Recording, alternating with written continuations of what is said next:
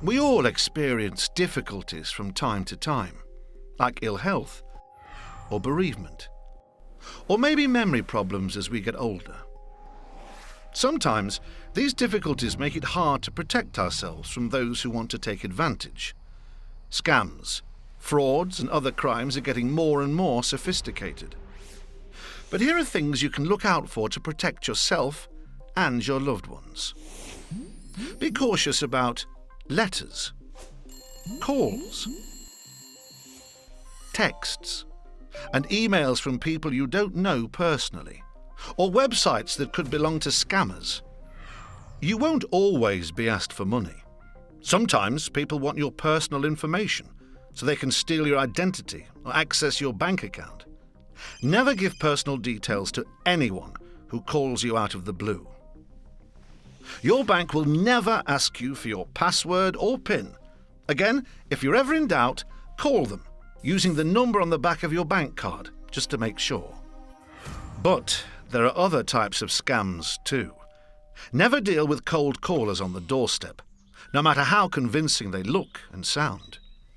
If they claim to be officials from the council, your housing provider, or a utility company, say you're going to phone and check before you let them in. Call the organisation they say they're from using a number you found for yourself in the phone book or from a bill or statement, not the one they give you. You should also be careful of people trying to overcharge you for basic services like taxi rides or simple house repairs, even if it's someone you know, like a neighbour. Fake lottery scams can also catch you out. If you receive a winner's letter from a competition or a lottery you've never entered, ignore it. Genuine overseas lotteries like the Irish, Spanish or Australian lotteries will never write to you to ask you to play. Sometimes people you don't really know might offer to lend you money. Loan sharks can be charming at first. It can seem as if they really want to help. But their aim is to make you pay back much, much more than you borrowed.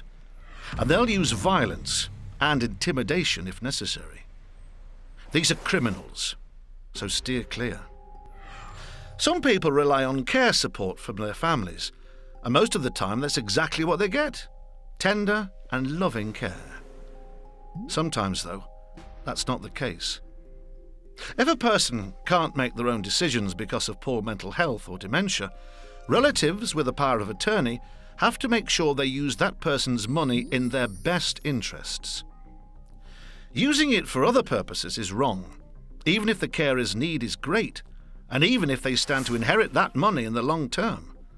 And if someone is able to make their own decisions, they should be allowed to, even if they've got learning difficulties, mental health problems, or other special needs. Family members shouldn't exercise control they're not entitled to. Some people would be lost without the support of their paid carers, who assist with their physical needs and help to brighten up their day. Sometimes, though, things go wrong. Although it's rare, the family and friends of those being cared for need to be aware of what can happen in serious cases. A carer might be short of time, leading them to ignore their patients' calls for help. Sometimes, they might even physically mistreat them. On occasion, they might help themselves to money that isn't theirs, or slip purchases of their own into their clients' shopping.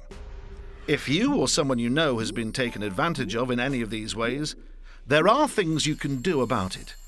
What's more, you get to decide whether action will be taken, as well as what kind of action and when. If you're concerned about scammers, doorstep criminals, or loan sharks, contact Trading Standards via the Citizens Advice Consumer Helpline. If you're concerned about a paid or family carer, think about making a call to your local authority's Adult Social Care line for confidential advice on what you can do. We're here if you need us. Meanwhile, let's all look out for each other.